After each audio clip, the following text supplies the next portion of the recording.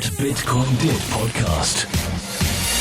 Hi there, how are you all? I hope you all are having a great week. Welcome to the What Bitcoin Did podcast.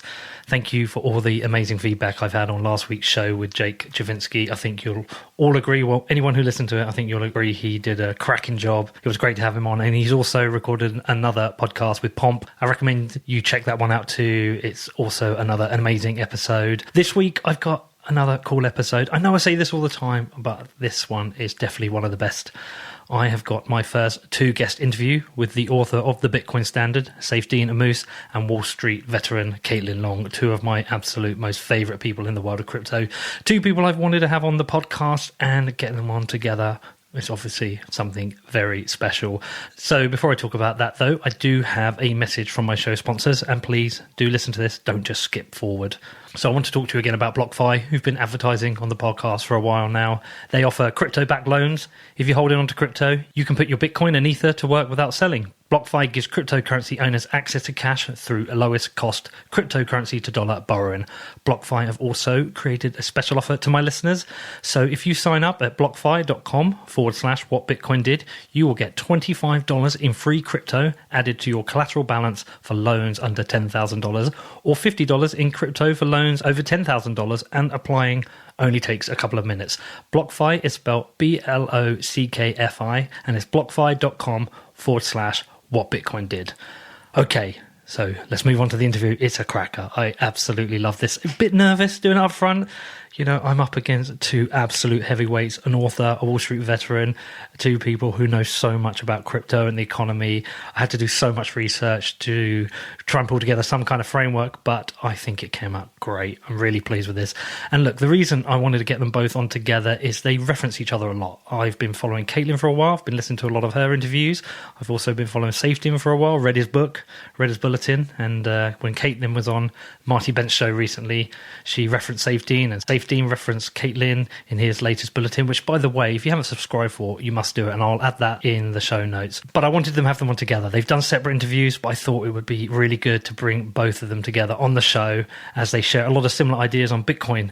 And I thought by having them together, we could go into detail on some very important topics, such as the state of the global economy and government balance sheets, what negative interest rates mean, why growing debt might be the perfect storm for Bitcoin, and the implications of Wall Street adopting Bitcoin, which is something they've both talked about recently, especially with regards to the threat of fractional reserve Bitcoins. So having them on together, I could put a whole bunch of topics to them and listen to their answers, let them debate it out, and I think it turned out pretty good. So I hope you enjoy this. As ever, I'd love your feedback. Do get in touch. Do let me know what you think.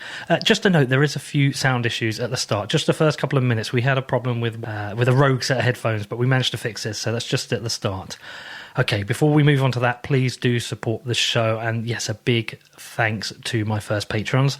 I've got, I think, 12 now signed up, which is very, very cool. And please do consider this. Don't just skip past. Go and check out my Patreon page, which is at patreon.com/whatbitcoindid.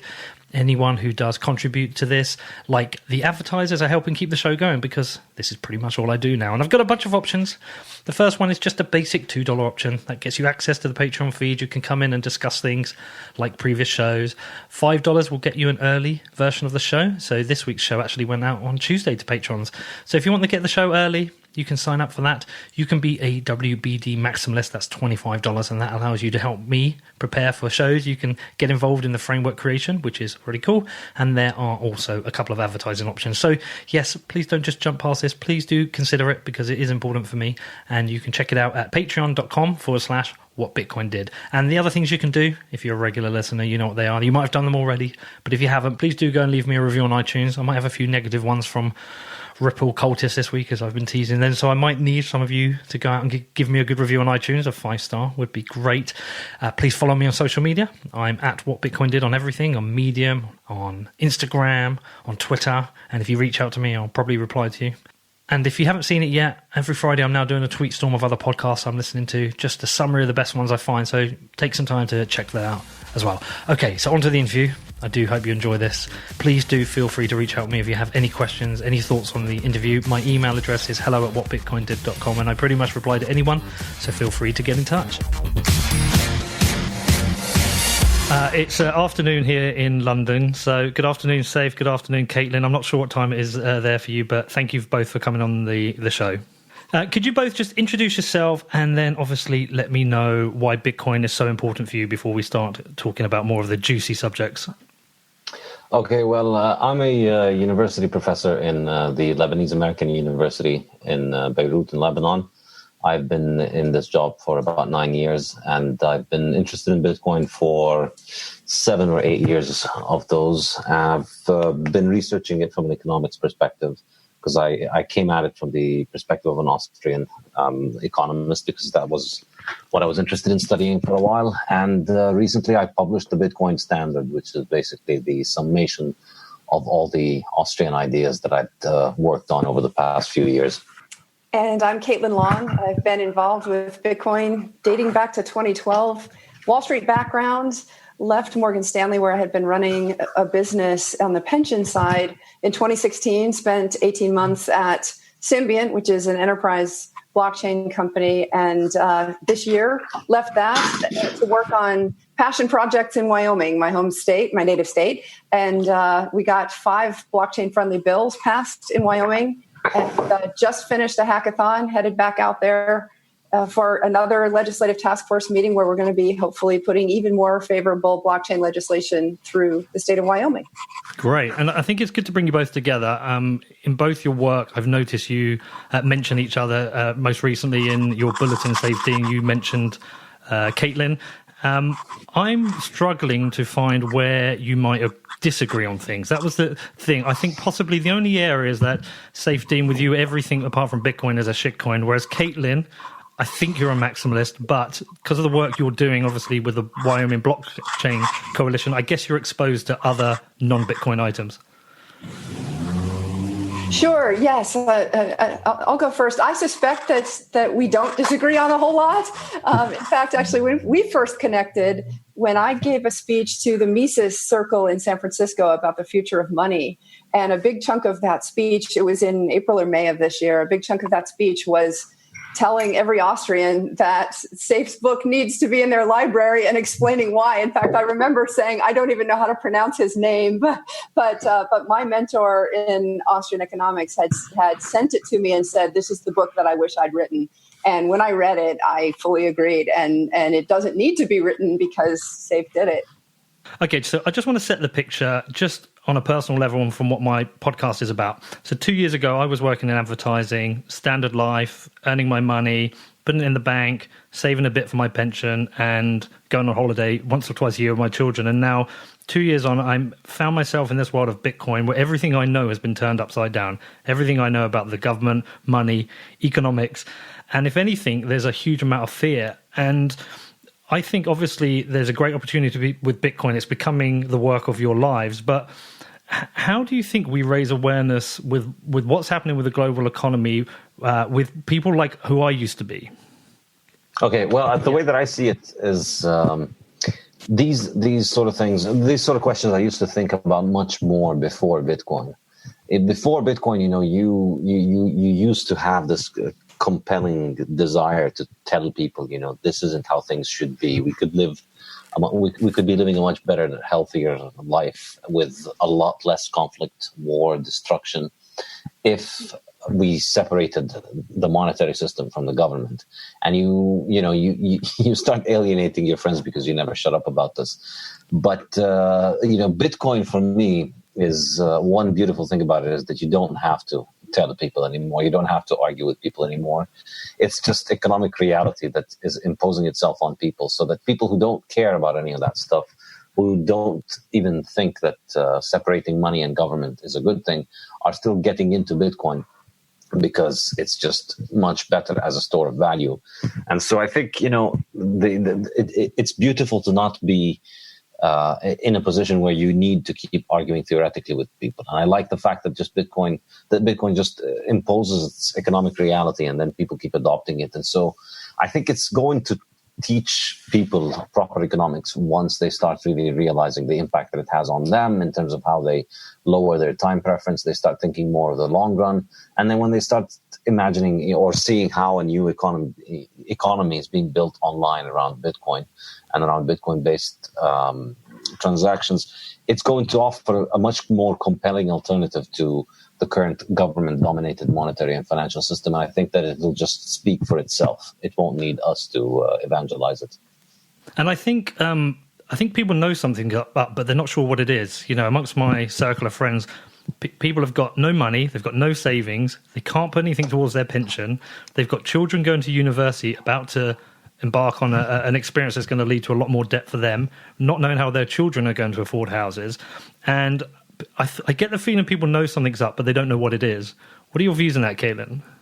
Oh, I completely agree. I've been saying that for years as well. Back when I was working with corporate treasurers and CFOs, even they knew something was up. And one of the reasons why, when I laid out what was really an Austrian argument to them, of course, a lot of them said, "Oh my gosh, that makes so much sense," and they loved it because it was so contrarian to what they were hearing from the standard line. And it was interestingly, Morgan Stanley encouraged me to go do it because the client feedback was so great.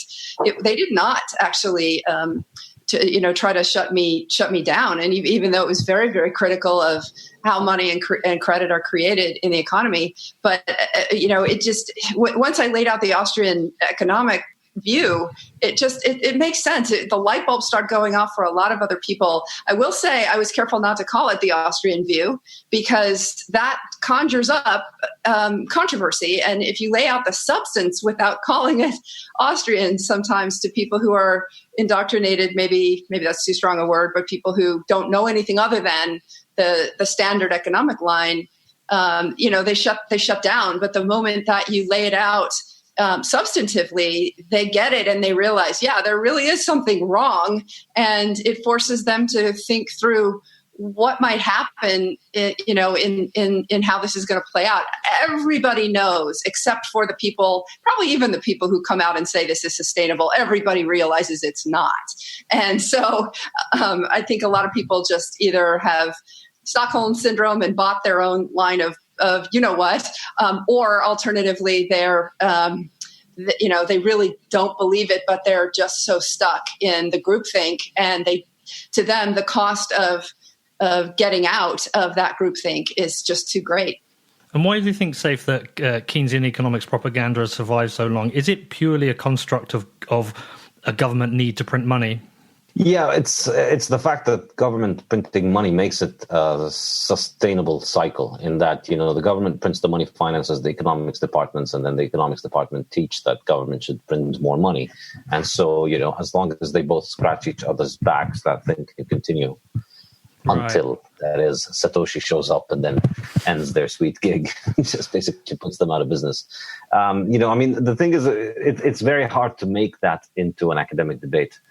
When the precondition for participating in the debate is that you have to get effectively funded, published, and hired by institutions that get paid from the government. So, the notion of trying to argue the perspective of government doesn't need a role, it's not even, you don't even have to invoke some sort of conspiracy that keeps people out. It's just the nature of any government institution is that it won't be able to hire somebody who thinks it shouldn't exist.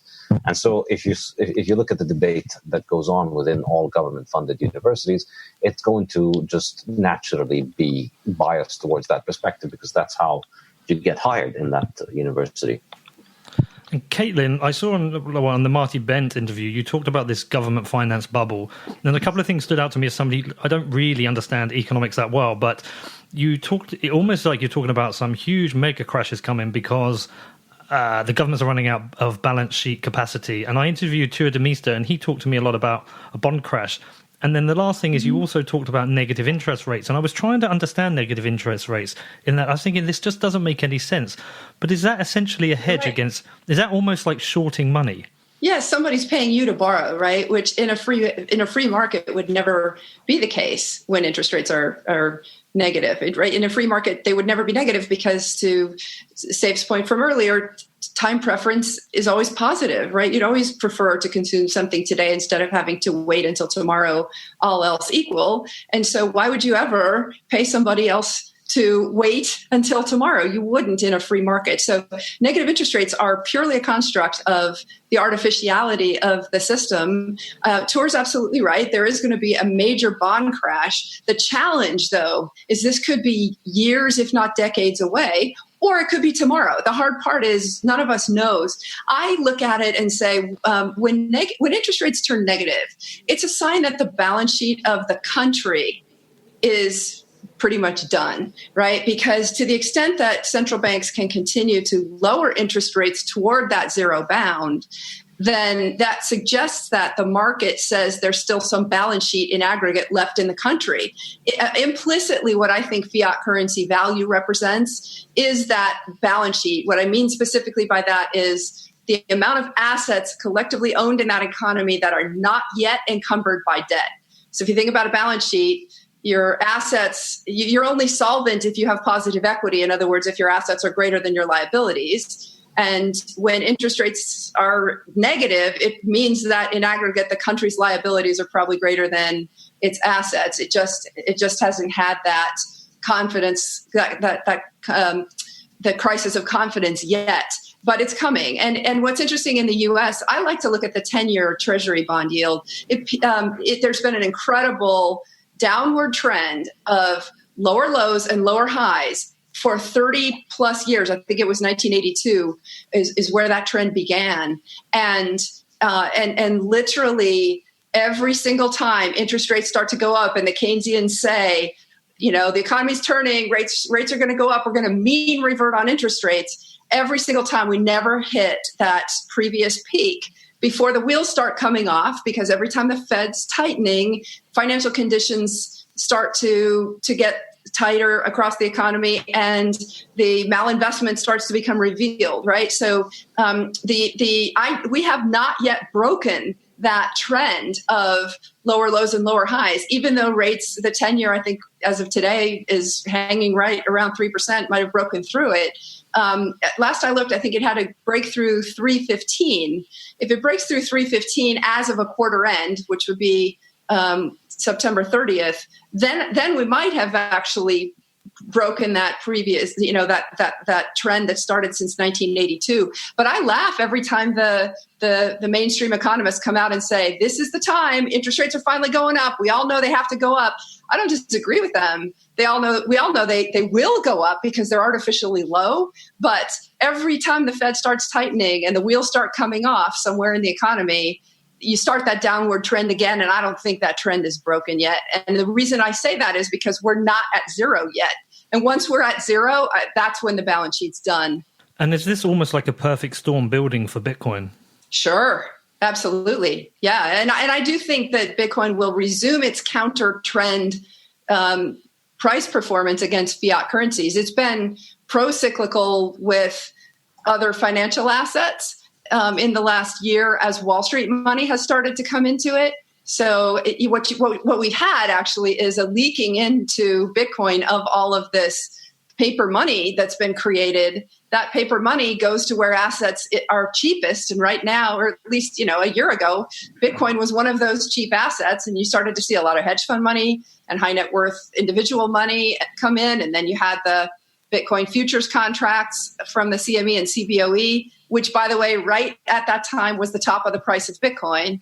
Right. And ever since then, it's come down. But I think some of that easy money was leaking into Bitcoin's price in that run up to the peak last December.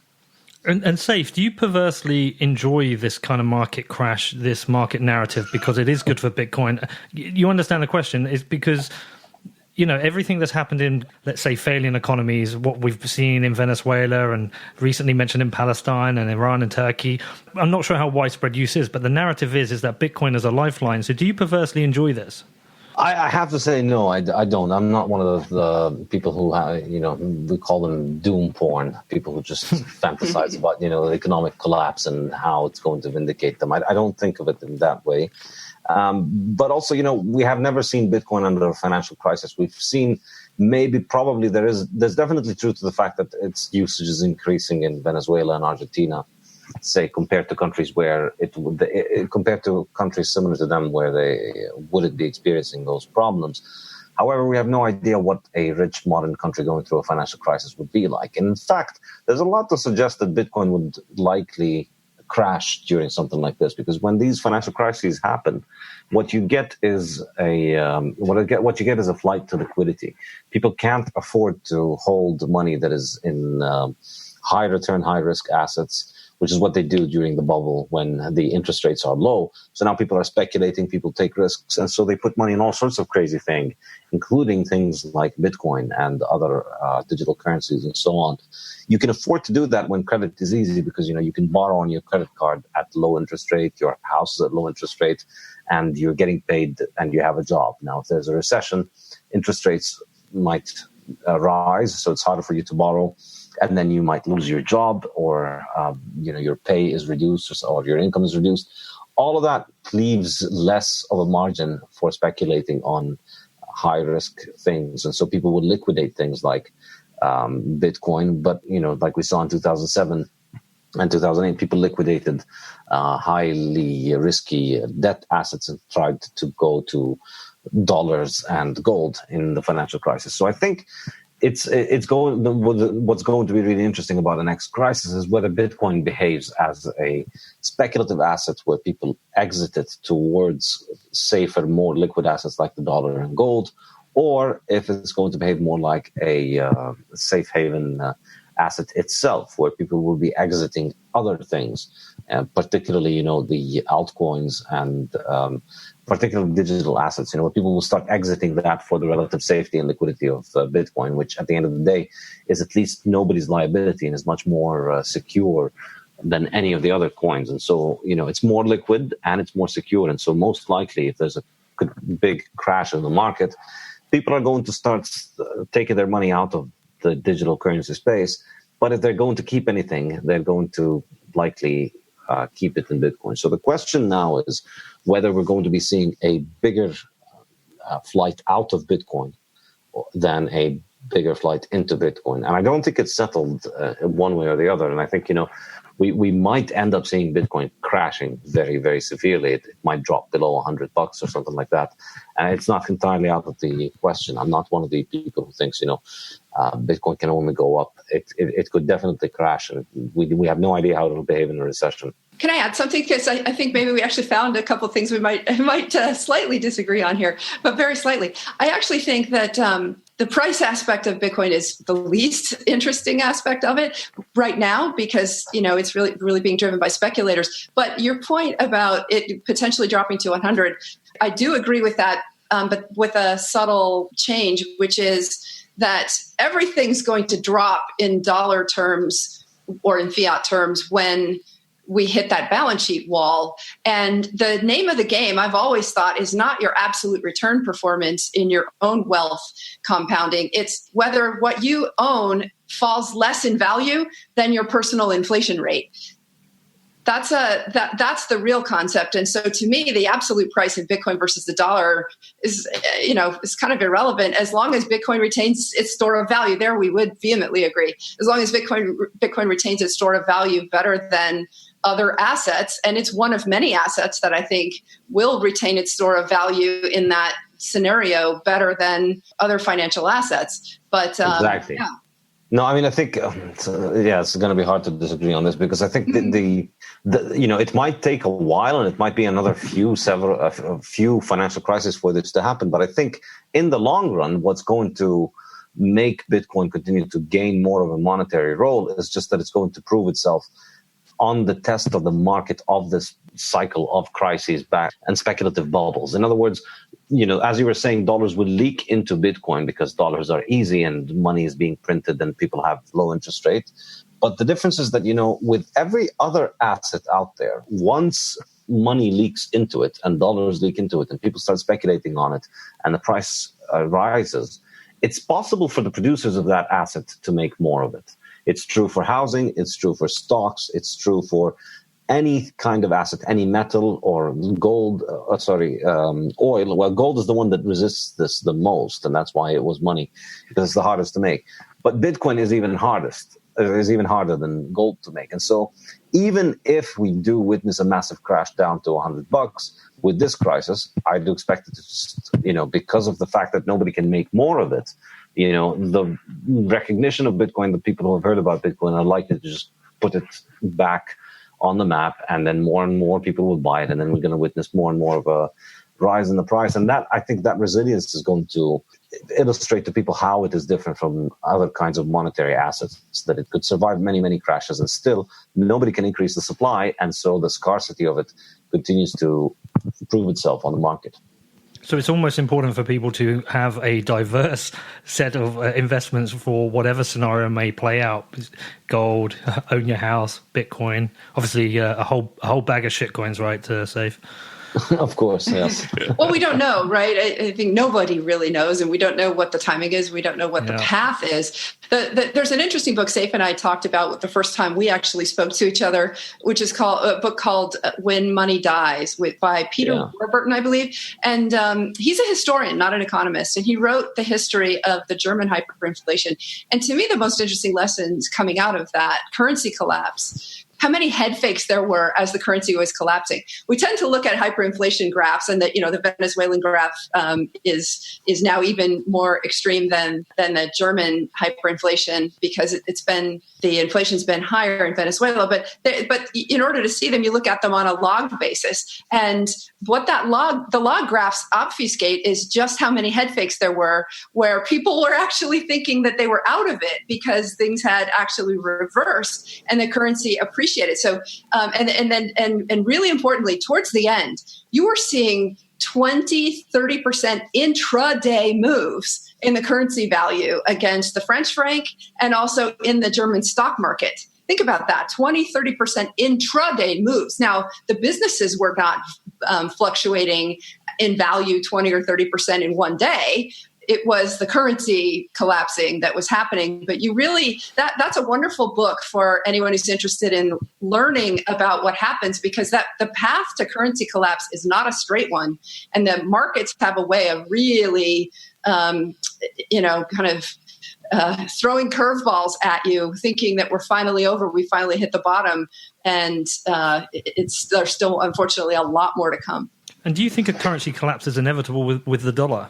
Oh, I do. It's just a question of when. And again, it could be 20, 30 years from now, because we still in the U.S. have balance sheet left over. I don't think this dollar, we're really on a euro dollar standard is what we are right now globally. And I don't think that that's going to end anytime soon. But there's a lot of evidence that it's fraying at the edges for sure. So, but you've also said before that you think the euro has less based on its balance sheet, right? When I say euro dollar, that's a financial market term that has nothing to do with the euro currency. Yeah. The euro dollar standard basically means dollars issued outside of the United States. Basically, the dollar is the world's reserve currency, and all dollar trade has to settle through the Fed ultimately. But foreign banks who have the ability to settle through the Fed actually can issue dollars. And in fact, during the financial crisis, we saw an awful lot of offshore dollars issued. That's what a euro dollar is. It's basically offshore dollars issued through foreign banks in the financial system, all of which still settle through the Fed. But it's not just U.S. banks that create that dollar-based credit. Foreign banks can do it too. I thought you said with Marty Bent, though, that you think Europe has less capacity on its balance sheet. Yeah, sorry, I didn't answer that specific question. Europe does. When I've done that math, there's a lot less. And by the way, you can see it in the evidence if you buy my theory that when interest rates are essentially at zero, the balance sheet's basically done. And if you happen to go to negative interest rates, it means that, you're pretty close to that confidence of a crisis of confidence moment. Look at Europe. Germany and the Netherlands and Belgium are carrying the rest of Europe right now. And there's a reason why you've got essentially zero interest rates in Europe. And it suggests that it's closer for the last 3 or 4 years. The 10-year Treasury bond in the U.S. has traded at much higher interest rates than the 10-year Treasury bond in Spain or Italy. Does that make economic sense on the face of it? No, of course not, because we know that Italy and Spain have, if they weren't carried by Northern Europe, they probably would have defaulted already. And do you group UK in with Europe there, or is UK separate, having kept its own currency? And we're facing a Brexit. Are we a different case? Yeah, the UK is a different case. And actually, one of the things that I was hoping that the Brexit team would pursue when they were talking about, when the Bank of England a couple of years ago was very forward-thinking in digital currencies, one of the things I was hoping that they would pursue was some sort of a Bitcoin standard, because that would have, in my opinion, solidified London as a global financial center. It does not appear that they're going to be pursuing that. It appears that that's all been put on the back burner. And I'm not surprised, given that the head of the Bank of England is a classic Keynesian. Okay, well, listen, look, one other thing I heard you talk about, and you've talked about you would like Trump to deregulate the banking industry. What would the implication of that be, and would that help the current situation? Well, what I was specifically referring to in the interview with Marty Bent is the Anti-Money Laundering and Bank Secrecy Act rules. There are actually... The Trump administration has deregulated a lot, except in the financial services industry. He's actually gone the other way. We've actually had significantly increased standards on Bank Secrecy Act and anti-money laundering. I think the Bank Secrecy Act is unconstitutional, but it just hasn't been challenged yet. And specifically, I wrote a piece for Forbes.com about the constitutionality of the Bank Secrecy Act in the context of the Carpenter Supreme Court decision that came out regarding cell phone data that said, no, we do have a privacy interest in our cell phone data. The government just can't willy-nilly collect that data. Well, actually, the original cases that it was citing were cases that from the 1970s pertaining to the Bank Secrecy Act, where all they were doing was collecting the name. I think it was literally just the name of the account holder. Well, since the 70s, when the Bank Secrecy Act was deemed constitutional, now we actually have to have every piece of information about the account holder. We have to know who the source of the account holder's money. We have to know the customers of the account holder. We have to know the beneficial owner of every asset that is owned in a legal entity instead of by a person. So we've gone so far, and the irony is that the conviction rate on the Bank Secrecy Act, I think there were some incredible statistics. I don't remember. It was something like 26 million Bank Secrecy Act suspicious activity reports are filed every year, and the conviction rate is 0.026% or something like that. I may not be remembering those numbers correctly. It's in the Forbes article, but think about the cost to the entire financial industry for having to collect all that information. Think about the privacy rights that are being impeded by that law, and then look at the cost benefit relative to the conviction rate. And I unfortunately was just made aware yesterday that Senator Grassley and Senator Feinstein, two people who are warring very publicly in the United States with each other right now, have joined together to propose a bill that would make all of the cryptocurrency industry subject to these same laws. So, it's unfortunate. I suspect that the Trump administration is going to sign that bill if that bill becomes law. But this is the sort of thing that is really putting the United States backwards and harming business across the board. I could not be a bigger critic of the Bank Secrecy Act. I also threw in one of my other interviews. I actually think it's discriminatory against women, and I'll tell you why. Because women tend to change their last names when they get married. And my hairdresser literally had an account open under her maiden name for 30 years. And because of the new bank regulations, they don't recognize, because the checks are all made to her in her married name, they don't recognize that she is the legitimate owner of that bank account. So she now has to have checks bouncing and deal with all the bureaucracy and the mess, all simply caused by this crazy law that has gone way overboard. And frankly, as a woman who has changed her name, I really do think the Bank Secrecy Act is disproportionately borne by women. It's funny when you say that, because it also makes me think how ridiculous the drugs war is, the prison system is. Yeah. I interviewed Ross Ulbricht's mum, Lynn, and did a lot of research on the prison system and non-violent criminals being held in prison. It seems to be that there are an awful lot of laws which are pointless. Well, it's the inexorable march to build up government power. And, the saddest thing is so many people who buy into the fear-mongering that this needs to be done. How many of us gave up our rights We just obviously, passed the anniversary of 9/11 again, and I was working on Wall Street. I used to work at 7 World Trade Center.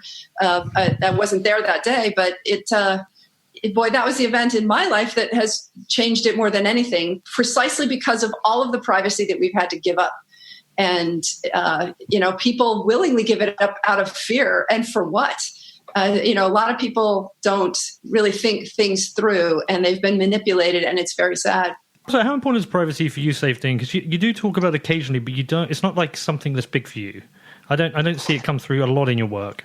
No, I have to say I'm not particularly concerned about Bitcoin's privacy and the privacy of Bitcoin transactions, because the way that I see it, blockchain structure, the way that it functions, the only way that Bitcoin functions is through everybody keeping track of everybody else's balances. And so, the only way that I can verify that you paying me is not fraudulent, you're not double spending, is that I know all the balances of everybody. So, that's a terrible starting point for privacy, because you already have all these addresses, and then there's never going to be a simple technical solution for this issue. This is what I like to keep emphasizing: that privacy is not some magic a software upgrade that we are going to add to Bitcoin that's going to make it magical. It's just like privacy on the internet.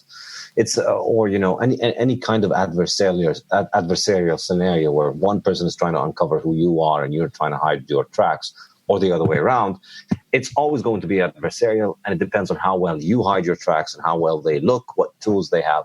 So the number one, there's no panacea, there's no simple solution that's going to just make us have privacy as a default.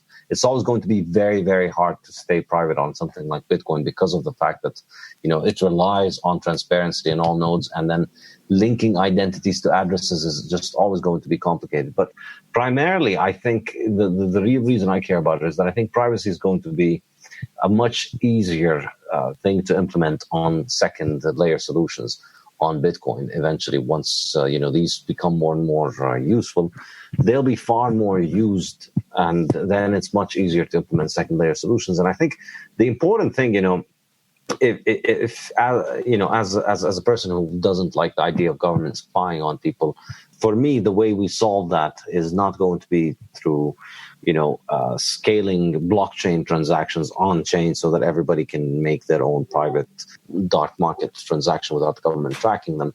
I think the only reliable way of solving it is just defunding government by breaking their money printer, and then just making it so that whatever stupid bullshit they want to do, they need to raise taxes for it beforehand. So if they want to start spying on people, they can't just print money, spy on people, and then use the money they print to tell people that that's a good thing, and then, continue to just keep this system operating. The way to fight that is to defund governments that do this. Under the gold standard, governments didn't do any of this stupid stuff. There was no war on drugs. There was no intelligence agencies going around. There weren't all these bureaucracies obsessed with what every single person was doing. You could buy whatever you wanted, and you could, there was far more economic and personal freedom back then, simply because if you were the kind of government that would waste the hard money that you have on these kind of counterproductive and destructive things to your citizens, you just didn't do well. You didn't survive, and you lost your money, and you went broke, and you were likely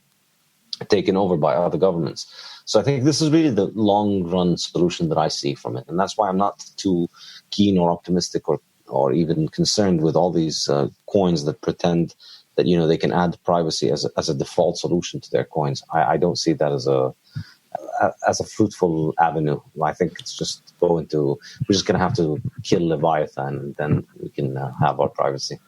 Well, I'm actually going to be jumping around here a bit, because a question I had for you later on, it's something I put on Twitter earlier, is that I wondered whether privacy might be potentially dangerous for Bitcoin, in that the defense against fractional reserve Bitcoins is the open ledger. But if the ledger was private, the only way you would find out if fractional reserve Bitcoin was being used would be a run on the bank itself. So I wondered I don't know if I'm getting lost here and I understand it right, but it feels like to me, therefore, privacy on the ledger is actually dangerous for Bitcoin.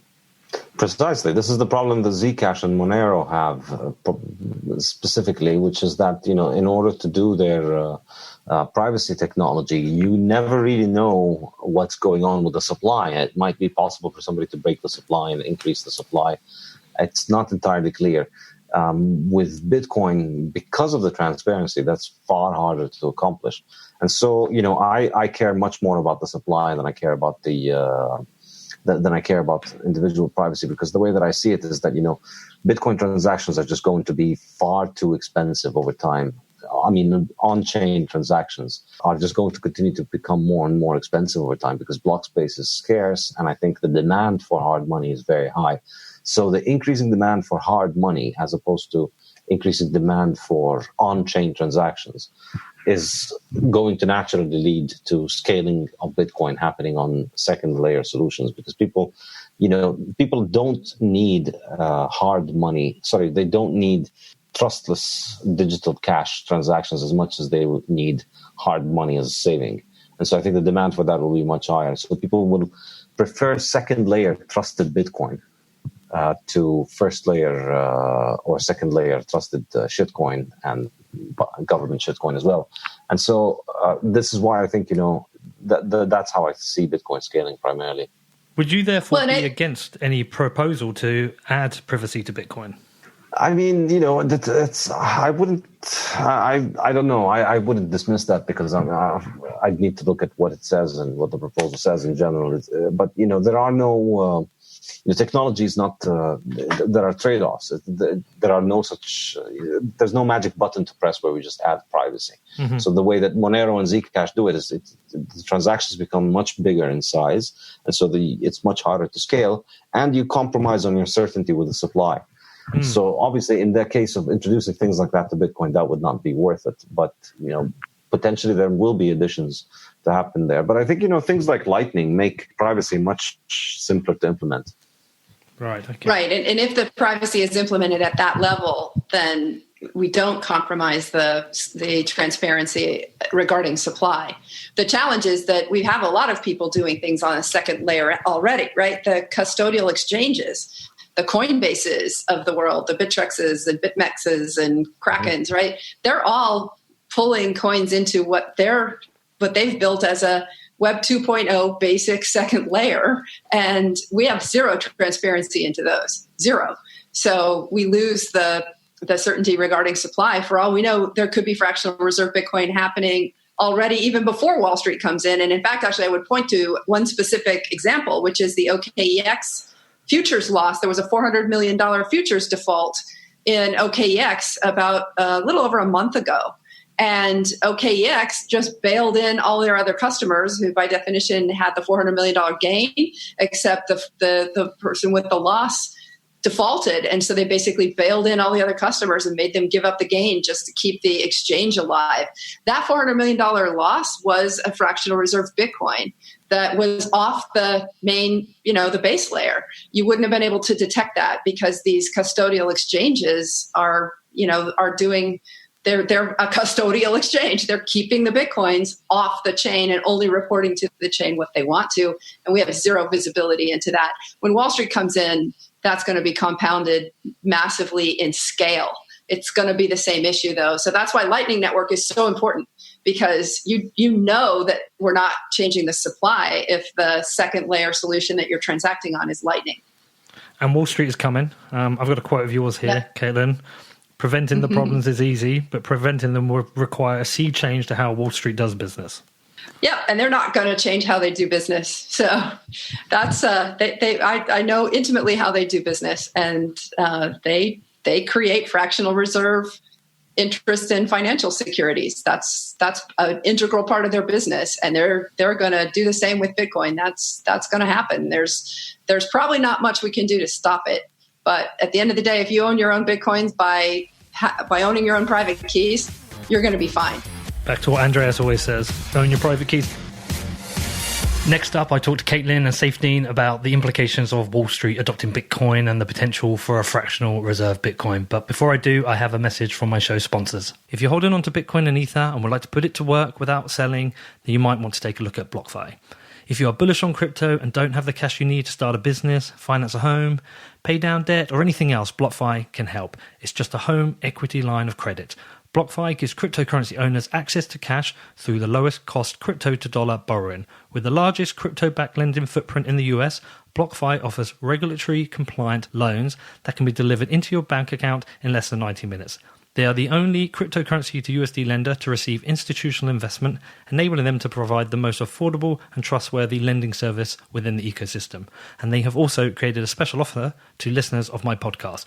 If you sign up at blockfi.com/what Bitcoin did, which is blockfi.com/what Bitcoin did, you can get $25 in free crypto added to customer collateral loans for under $10,000.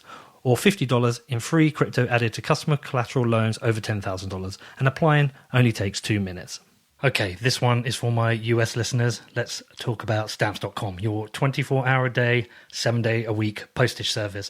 And as you know, you can practically get anything on demand right now, even my podcast. You can listen to this whenever you want. It comes out on a Friday, but if you want to listen to it next week, in a few weeks, you can do that. You can do it whenever it's convenient for you.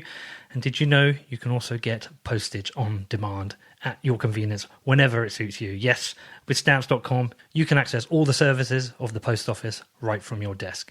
You can buy and print real US postage for any letter or any package, and it is available 24 hours a day, 7 days a week. You just go to the website, click, print, mail, and you are done. And stamps.com, they want to make this easy for you. They will even send you a digital scale. You can weigh your letters and packages and print the exact amount of postage every time. And I wish we had this in the UK. I send out a lot of packages, especially when I'm getting rid of old stuff on eBay. And each time I have to go down to the post office, usually in the cold and wet because we're in England. So this is definitely something I would use. So listen, why don't you go and check out stamps.com? They have a special offer for you right now. It's a 4-week trial, which includes postage and a digital scale. So don't wait, go to stamps.com before you do anything else and just click on the radio microphone in the top right-hand corner of the homepage and then type in Bitcoin. That's stamps.com, enter Bitcoin. So let's talk about this a bit, because before I'd never heard the term fiat 2 years ago, and now I know fiat, and now I know libertarianism and Austrian economics and all these new things I've read in Safe's book and other people's things. The two new terms I've had to come to understand is rehypothecation and commingling, and I still don't fully understand it. Can we tackle each individually? Can you please explain what rehypothecation is, so I can explain to my 8-year-old daughter when I collect her from school? It's 3-card Monte. If you've ever played 3-card Monte or a shell game with her, that's the way she would understand it. That you tell her that there's one ball, but magically that you slip a second ball under the other shell, and magically there are 2 balls. And so 2 people think they actually own it, but in fact, there was really only supposed to be 1. That's the easiest way to understand what rehypothecation does. The mechanics of how that happens are very subtle. And in fact, actually, a group of 5 of us submitted a letter to the SEC commenting on Bitcoin ETFs and other fund products, like Citigroup's doing a depository receipt, et cetera, and basically cautioning that Bitcoin is a really different animal.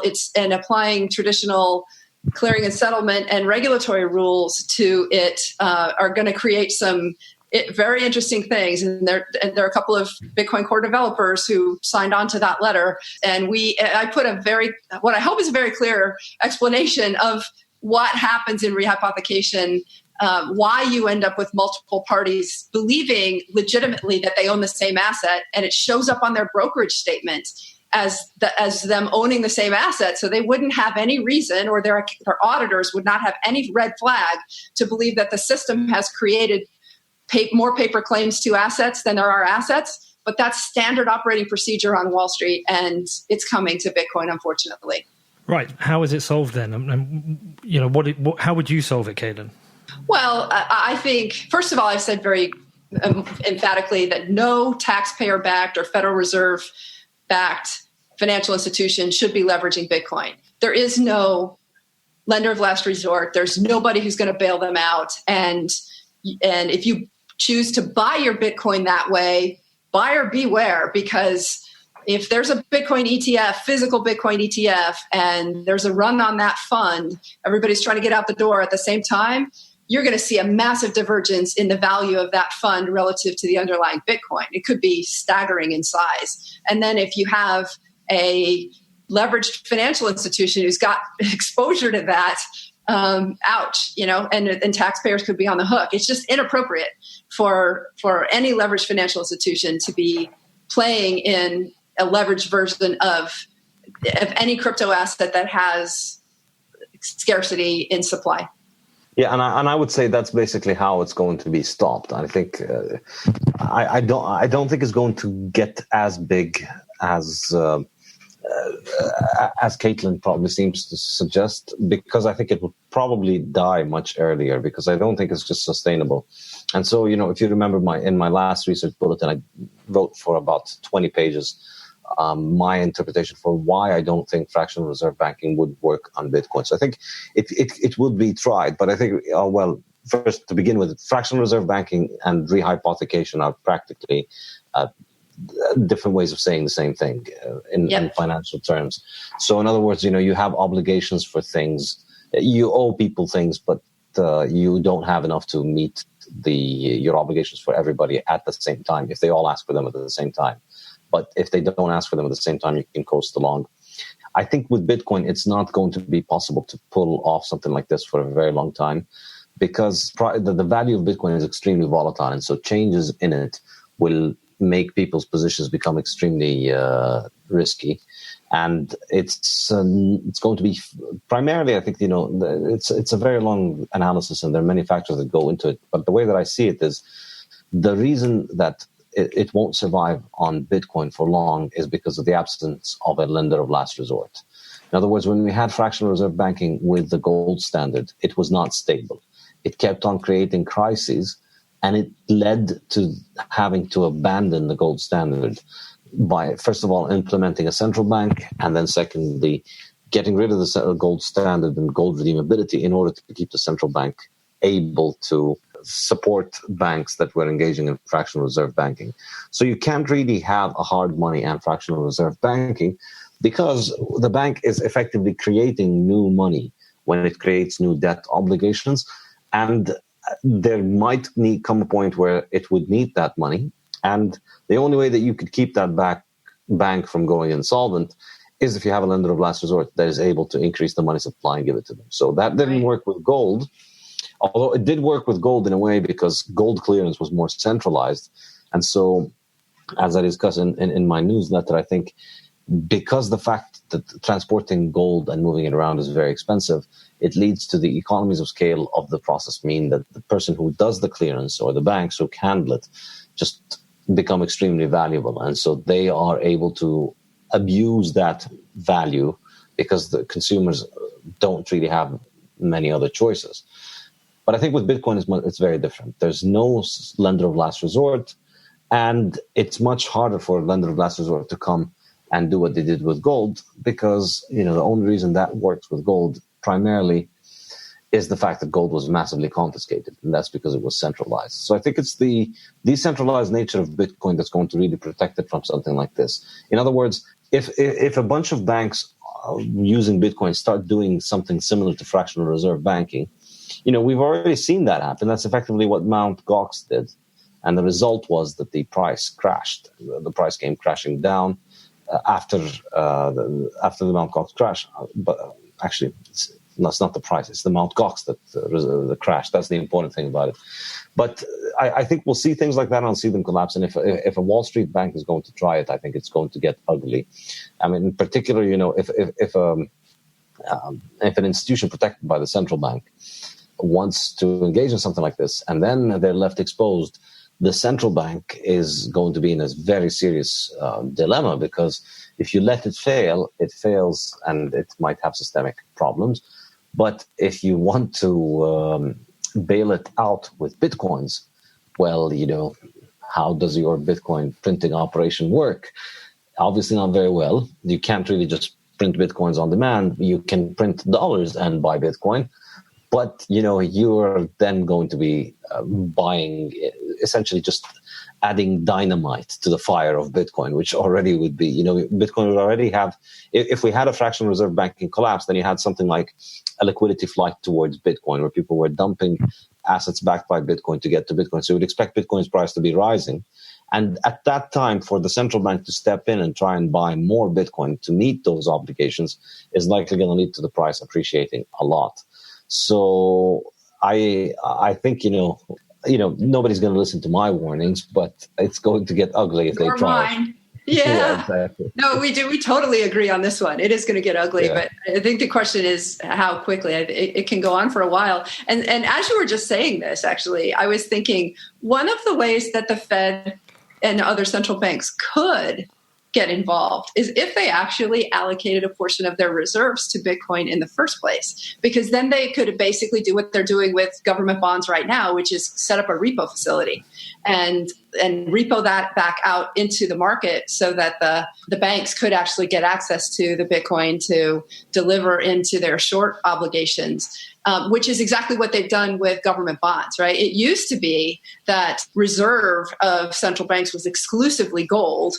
And then in the last, 30, 40 years, increasingly, everybody's just gone out and bought government bonds of their own government or their other governments. We all know through the IMF analysis that the central banks, that the system is net short government bonds, right? There are more people who believe they own government bonds and whose brokerage statements show they own government bonds than there are government bonds. And the way the central banks can play that three-card Monte game is that they actually are the biggest owner of government bonds, and they'll just lend them out when the markets get tight. So one of the ironies, as I was just thinking through what you were saying, Saif, is if you did actually have central banks come in and start buying Bitcoin as a reserve asset, then they would have the ability to basically be a lender of last resort. But right now, they don't have those, and they certainly can't print anymore, just like they can't print any more government bonds. The central banks are not the ones who create government bonds. I can't remember who it was who said that's the fly in the ointment of how the shadow banking system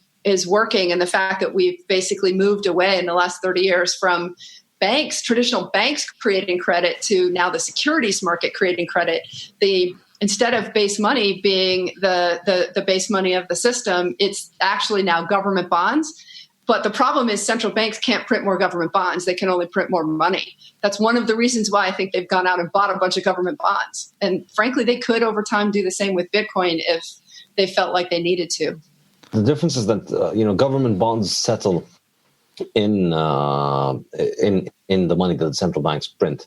Yep. Bitcoin doesn't settle in anything. Bitcoin is settlement itself. So the tricky part about them buying reserves is that if they allow banks to do fractional reserve banking and they have a hoard of Bitcoin, then they're just asking for trouble. Basically, that's like a honeypot for financial for hedge funds and the vulture capitalists to come and attack them effectively, because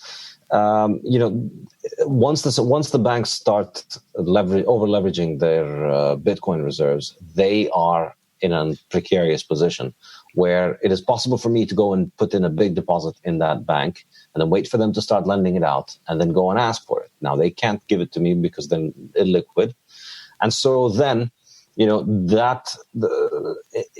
the bank didn't have a lender of last resort, I could put the bank out of business, and I could speculate on it by shorting the stock of the bank before making that deposit. And I think this is, I discussed this scenario in the newsletter as well. This is how I see, vigilante hedge funds destroying fractional reserve banking on Bitcoin. It's going to be a massive opportunity for people to make money from it. So now imagine if a central bank is going to want to back that up with Bitcoin, it's going to be an even bigger opportunity to profit off of the collapse of the bank and off of the collapse of the central bank, effectively, or at least it's running out of its Bitcoins, because you can just keep milking them at a discount by redeeming the fractionally reserved assets issued by the banks backing up the bank. So effectively, if they want to buy Bitcoin to run to back up a fractional reserve banking system, they're effectively going short on Bitcoin. They have bigger obligations on Bitcoin than they have Bitcoins, and good luck with that one. Yeah, we agree on that. So, but they're going to try. Yeah, exactly. One of the things I found quite scary in doing my research for this, and I think you both talk about it, and it's something I wasn't truly aware of, was the shadow banking system. I think it's within your bulletin, Saif, you highlighted that it was the shadow banking system that caused the 2008 collapse. What is going on here, right? Because it seems to me like this seems to be almost like the Wild West of money printing. Yeah. It's, historically, I guess, here's how to think about it. Banks were engaged in fractional reserve banking, and that kept, under the gold standard, continued to collapse and make problems. So then they had to abandon the gold standard. And as, in order to have the central bank as a lender of last resort to allow banks to do fractional reserve banking, the central bank had to institute pretty strict restrictions on banks in terms of how they lend and what they lend and whether they can create credit. And so banking, narrow banking, deposit banking has been pretty much, neutered in terms of its ability to create money. It does create money, of course, but it's well under the control of the central bank. At least in the more advanced economies, it's usually under the control of the central banks. But then what happened after the 1970s and 80s and 90s is the shift towards the investment divisions of banks, or the financial institutions that are not banks, what is called the shadow banks, or not the deposit taking institutions that are guaranteed by the FDIC in the US or their equivalent worldwide. These institutions started engaging effectively in fractional reserve banking, or in maturity transformation, or in rehypothecation. So they were creating money. They were increasing the money supply. And over time, narrow banking, deposit banking just became a boring service that, it doesn't make anybody any money. Banks run it as a small part of their operations. But the real profit is in shuffling around hocus pocus financial obligations in the shadow banking system. And, essentially what it is you just keep working your financial magic over all of that thing, and everybody keeps buying it from everybody else. We keep all pretending that it has value. And then suddenly, if we all market to the value that we all pay for each other, we can meme that value into existence.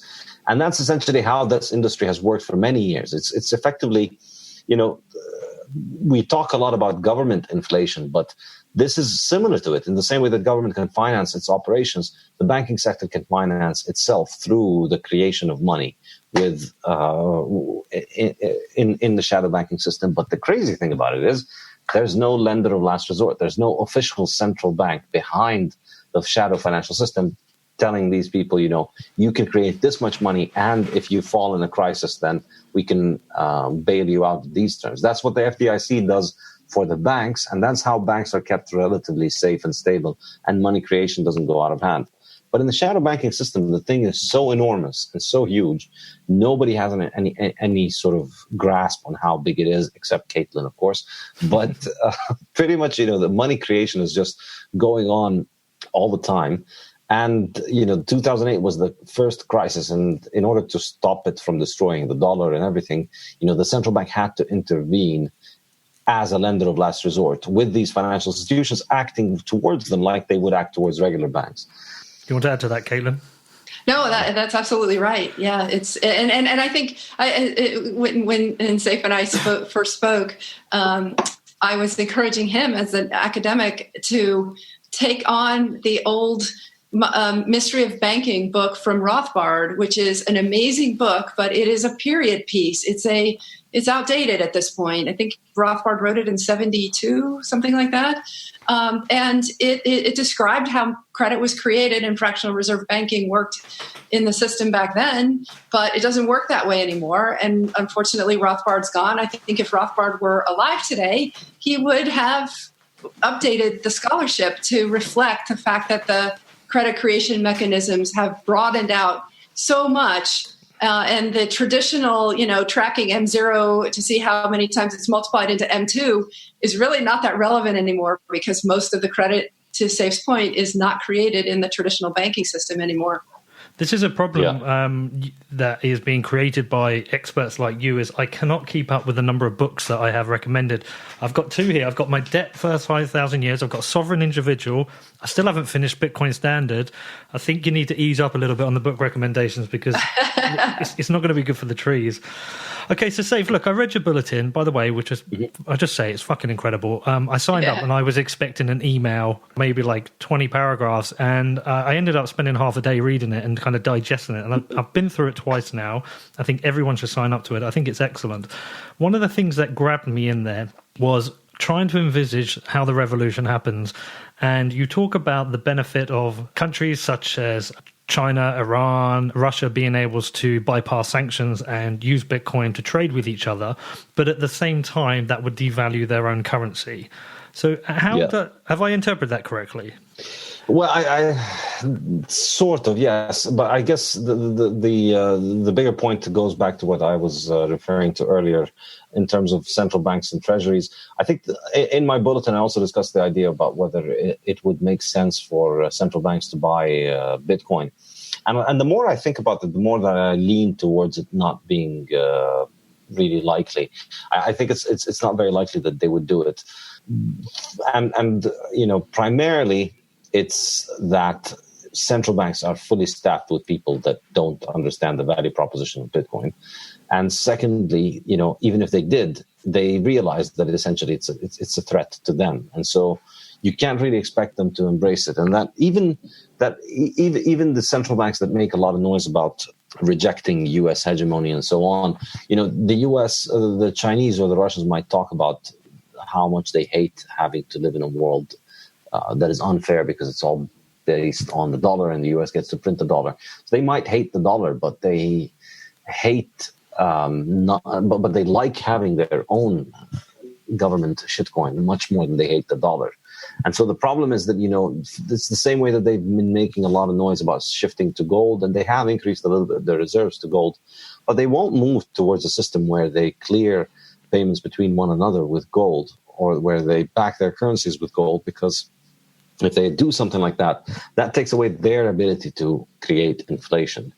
And if there's anything a government loves, it's inflation, its ability to finance itself with money printing. So they would be cutting off their oxygen supply of being able to print money to finance themselves. And I think that applies to any government. So I don't see it, intellectually and in terms of the mental models that these people have, it's very far from registering. And even if it did register, even if they did think about it, it's extremely against their self-interest. And so this is why, if the subtitle to my book is The Bitcoin Standard is the Decentralized Alternative to Central Banking. A lot of people have mistaken my book as a call for central banks should buy Bitcoin and use it. And I really don't think that is the case. I discuss it in the book, and I leave the option open. I think it might happen. And of course, it still might happen. But the more that I think about it, the more I lean towards it. Towards Bitcoin being an alternative to central banks rather than a tool that they can use. So instead of using central banks and their currencies for international clearance, now we have another option, which is Bitcoin, which is decentralized, controlled by nobody.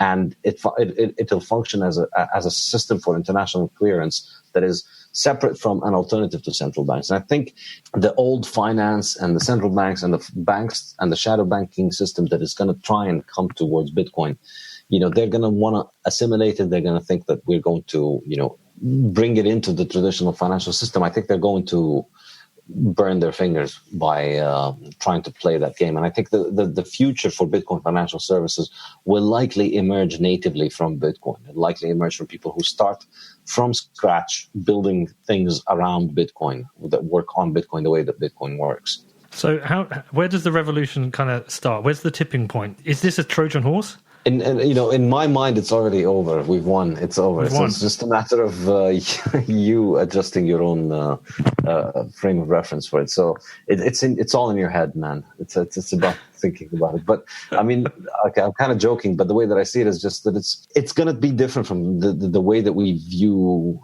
revolution and victory. I think that sort of 20th century terminology needs to go away. It's not going to be an election, and it's not going to be some politician who's going to come into office and implement a Bitcoin-based world. it's going to emerge out of individuals acting. It's going to be something that emerges out of human action and not human design. And so people are just going to start using it more and more. If it continues to succeed, if it continues to not die, and if it continues to maintain its hardness, you would expect that more and more people will use it, more and more systems and financial markets will be built around it. And in fact, I've been recently thinking that I'm going to be including this in my next research bulletin. I'm even not so sure that Bitcoin necessarily needs to have a very big destructive crash of the traditional economy for it to succeed. Everybody has this sort of idea that, the dollar is going to collapse and all of those things. And I was discussing this with Caitlin the other time. Mm-hmm. It might not, it might all end with a whimper and not a bang. If you we generally think about examples like the Weimar collapse or like hyperinflationary collapses. But I think the difference is that in those situations, the monetary system collapses and people have nothing to move to. On the other hand, what's happening with Bitcoin is that it's not that the thing that people are using is collapsing and they're left with essentially an unworkable monetary and financial system. It's that they are leaving it behind and moving on to something else. And so when it crashes, it's going to crash after people have deserted it, more or less. Or so, in a sense, I think that maybe the better analogy is to compare it to say when countries dollarize. So if you think about when Ecuador, when their currency crashed and when their currency was collapsing and then they moved to the dollar, yeah, it was nasty while the currency was collapsing. But then once they moved to the dollar, the economy stabilized and then, products were back on the shelves and life got back to normal because that's it. Inflation was over. People could calculate, people could make economic decisions and trade. So, as more and more people move on to a Bitcoin-based world, I think the benefits of hard money and the economic boon from having harder money that is going to just benefit everybody around the world who moves into this might make it just like an economic upgrade rather than an economic collapse. And it's not even clear that debt is going to be such a big problem because everybody owes everybody at this point and everybody's in debt. And so people just move on to Bitcoin. Bitcoin appreciates. They pay off their debts. And, it's not like it's not like anybody's going to be paying off their debts anyway. It's all, it can all be arranged easily. But when we talked previously, you made the good point about the British pound sterling losing its reserve currency status without a bang. I mean, obviously it was tied into the war history of Europe, which was terrible during that period, but it ended with a whimper when it finally ended, not a bang.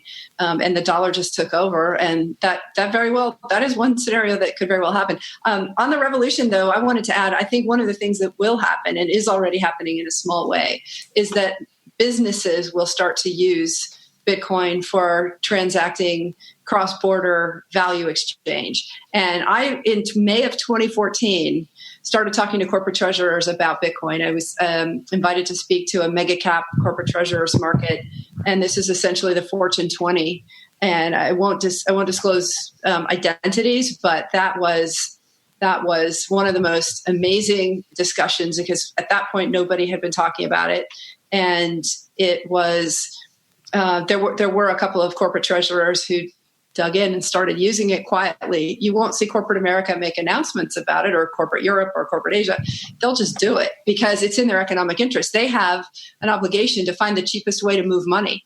And, in small value coming out of countries without really any developed banking system, Bitcoin has actually been that way. Now, they're not using it to my knowledge in, developed country cross-border exchange because Bitcoin can't compete.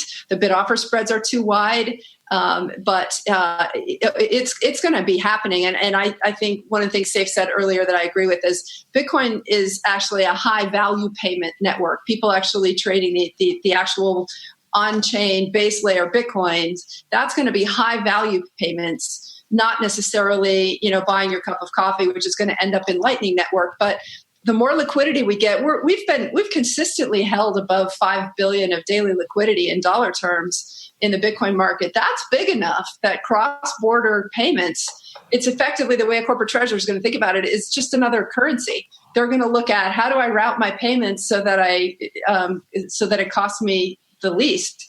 And not far from now, Bitcoin will actually be one of the cheapest, if it isn't already. Do you know the company Wire in San Francisco? Wire? Yeah, WYRE. So when I was there recently, I met up with Michael Dunworth, the CEO, and they're using Bitcoin to do 6-hour bank account to bank account cross-border deposits. And they mainly representing, I think, like trading companies who have to take money from one jurisdiction to another, I think, for settlement. Oh, Abra's been doing that on a retail basis as well. But yeah, I mean, I'm not talking about medium-sized businesses. I'm talking about Fortune 20 size businesses, right? In very small amounts. In one case, the treasurer said he wanted to start doing it in tiny amounts, just to be able to show that they'd been doing it for a long time, so that when the regulator came asking, he could prove that this is something that wasn't new. Now, I thought that was very smart. That's how very smart corporate treasurers think. They see this and see what's coming. They just might not want to use it right now, and they certainly don't want to have their name associated with it yet. But that doesn't mean they haven't been using it. It's like when Fidelity came out and announced that it had been mining Bitcoin. I think when did they say that? At the Consensus Conference in the spring of 2016, and the CEO came out and said they'd been mining Bitcoin for a couple of years. That shocked everybody. You shouldn't be shocked when big companies come out and announce they've already been using Bitcoin. They just weren't telling the world about it. I think it'll come from companies and businesses and individuals, and not from governments and central banks. And I think time will show how this is going to emerge more organically than people expect. I think I've got other questions I would have liked to have covered, but I think we've come to a nice kind of natural conclusion. I've got a couple of off-topic questions for both of you, but just before I do that, do you have any closing thoughts, anything you're excited about, anything you find interesting that's coming up that we should be thinking about? I'll throw one thing out. We are proposing a narrow bank in Wyoming that would be able, if it passes, it's a bill that has to go through the legislative process, and if the law passes, it's still going to take 6 months. So realistically, the earliest that this narrow bank could open is the end of 2019. But it would serve the crypto industry. And because it's a state chartered bank, it's not subject to the same level of scrutiny under the Bank Secrecy Act. And I think it's going to help solve the crypto industry's bank account problem. It is also, Saif, you'll love this, it's going to have a 100% reserve requirement. Yeah, I was really interested with that. And there was another story of another bank that did that, and they weren't allowed to do it. The central bank stopped them from doing it, because it's amazing. It's like the reductio ad absurdum of the monetary system, where you just have a bank that can make an enormous profit. They would be enormously profitable if they just allowed the common peasants to access the central bank's deposit. And that's it. That's all they'll do. They'll just arbitrage it away. And that's, if you think about it, all the other businesses, how many businesses do you know out there that are, they perform a business? It could be consulting, or it could be whatever it is, but it's just a mechanism for them to play that arbitrage game, to get low interest rate and pass it on to their customers. And you could think so much of modern business and so much of modern work in a modern fiat-based economy is just bullshit. It's just make work exercises so that you could get low interest rate credit and then pass it on. And I can't wait for a Bitcoin-based economy or a hard money economy to happen in my lifetime, so that we get a very thorough accounting of what jobs in the bullshit world in which we grew up, what were the bullshit jobs that won't survive into the future. Well, and then the bank you were alluding to was the Connecticut bank that was just going to pass on the interest on excess reserves, which is right now 1.95%. It's a lot more than anybody could get, from a base classic bank deposit. They were just going to cut out all the middlemen. So, and interestingly, the Fed denied the application, and that for 2 years they were going back and forth until finally this lawsuit was filed. The Fed doesn't have the right to deny it, but they denied it anyway. So because of that, our Wyoming bank is not really trying to arbitrage the interest on excess reserves. That's not what we're trying to do. We're just trying to create a money warehouse, 100% reserve money warehouse. Classic like the gold warehouses. You have to pay fees for storage of your money, but you're not going to lose access to it. And the Fed would have to grant the master account under federal law.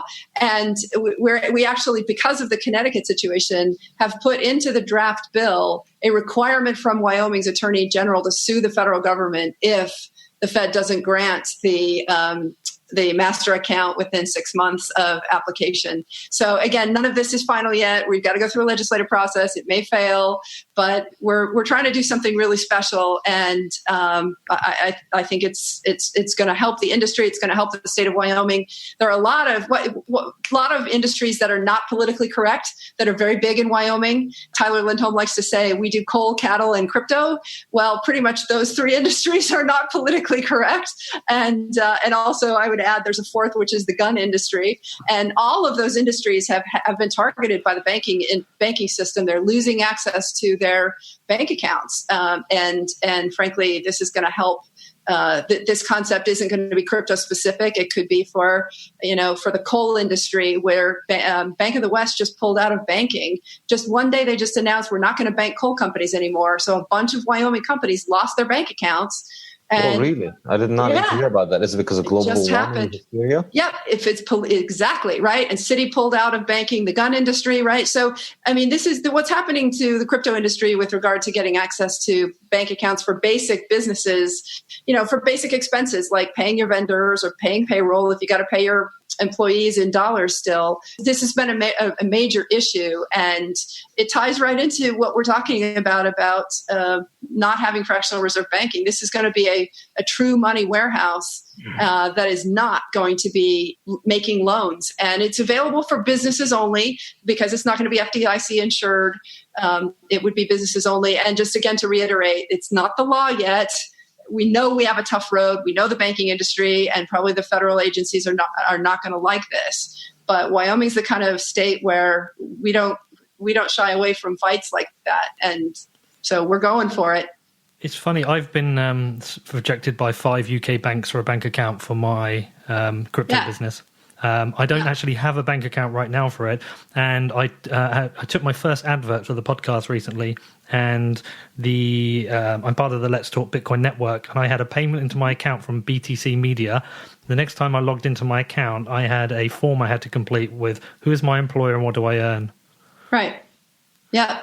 Yeah. Well, and there was just a bank that lost access in Wyoming, a company. It's a trade association that lost access to their bank account. And, the banking industry it's not necessarily the banks. Again, it's the Bank Secrecy Act and all the federal laws that are the issues. But because of the U.S.'s reach globally, they've basically put pressure on all of their global partners, which is why you're seeing it happen in the UK as well. It's the same thing. And it's this crazy Bank Secrecy Act. It is harming commerce, not just in the crypto industry, but this is why I hope that this industry prepares itself to take on the constitutionality of the Bank Secrecy Act. I think that the constitutional challenge can and will come from this industry. I hope that some of the players of significant means will step up and support whoever actually wants to litigate that, because it's time to test this and get this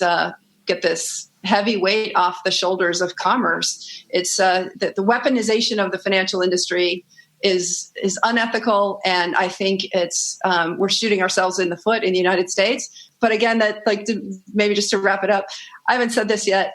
Bitcoin is what makes me so optimistic. You don't see me so pessimistic and saying, "Oh, the sky's falling and things are going to crash, and you should be spending your life thinking about building a bunker." I'm not saying that at all, because we actually have a way to opt out of this crazy system, and that's Bitcoin. That's a very cool way to end it. But I do have a couple of final questions for you both. Firstly, Caitlin, are you a carnivore yet? Yes. Full carnivore. Full. Yeah, I grew up on Wyoming beef.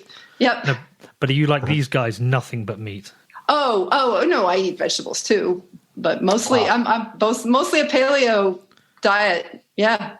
Okay, that's a good start, Caitlin, but we need to work on. I didn't realize a full carnivore. Okay, yeah, no. Yeah, so I was a vegetarian up to about 3 weeks ago, and I'm now having ribeye for breakfast. Yeah, so I've been shamed into it by you and Pierre and Bistine. Caitlin, also, who is going to win the Premier League this year? Liverpool. How are you feeling about it, Saif? How do you think? Do you think we got it? I'm feeling really great about it. I've never seen a better Liverpool team in my life. I started watching ever since they stopped winning. I've never seen anything this good, and it's quite an amazing team that Jurgen Klopp has pulled together. It could be something really, really special. Like we could win many trophies. I think it's going to be a team that will be remembered for many, many years from now. I think we deserve it. Caitlin, if you're ever in London, I'll take you to a Premier League game. And my final question is for you, Saif. I've got a question for you. So when I was in San Francisco, I was at the Museum of Modern Art, and my perspective on art has slightly changed. I've actually taken a photo, I'm going to send it to you, was some plastic bottles hanging off some string. But my question for you is Rothko good art? No. It's not. I mean, I'm not an artist and I'm not an art critic, but I think I have one simple metric, which is if it can be recreated by somebody in 15 minutes, then it's not worth paying attention to. If it's easy to do, if it requires no skill, if it requires no time, and you have to spin some story about how it represents something or the other, then it's just pretentious bullshit. Build something hard and then try and spin a story about it. But of course, when you build something that's hard to build, you don't need to spin stories about it. You don't need to talk about it. Beautiful art just speaks for itself. Yeah, see, Rothko is the one area I disagree with you, because there's a Rothko room at the in Art Museum in London, which I've stood in and I've looked at it thinking about you, and I still disagree. So I'm going to disagree with you on Rothko. This has been absolutely... We'll have something to disagree about. Yeah. Well, no, but I want to thank you both because you do so much. Thank you for coming on this and helping me with my podcast. Just can you let everyone know how to stay in touch with you? And I will obviously share that out in the show notes. Well, for me, mainly I'm on Twitter, but I'm also active on, several other podcasts all the time. But you can find my website also, saifedean.com, or Twitter. My handle is also Saifedean. Saifedean, just know the spelling of my name, and you can pretty much find me on many different places. And same for me, at Caitlin Long _ on Twitter. Also, I'm pretty active on LinkedIn as well, and my website is caitlin-long.com. Also a contributor on Forbes.com periodically, so but I always link everything back to Twitter and LinkedIn as well as my own website.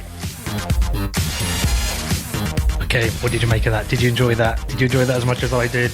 God, I was so nervous going into recording that. They are both proper heavyweights. The depth of knowledge they have on their subjects is pretty amazing. It's so out of my depth. I was working in advertising a couple of years ago. I didn't know anything about economics or Bitcoin. So I was pretty nervous, but I think it went well. I hope you enjoyed it, and I would love your feedback. I would love you to tell me what you think.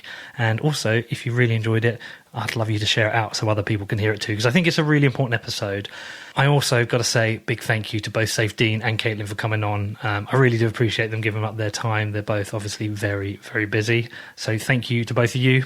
Okay, so please do support the show very quickly. Become a patron if you want to. If you want to help support the show, you can do that on patreon.com/whatbitcoindid. You can leave me a review on iTunes. A 5-star one would be super helpful if you think it deserves it.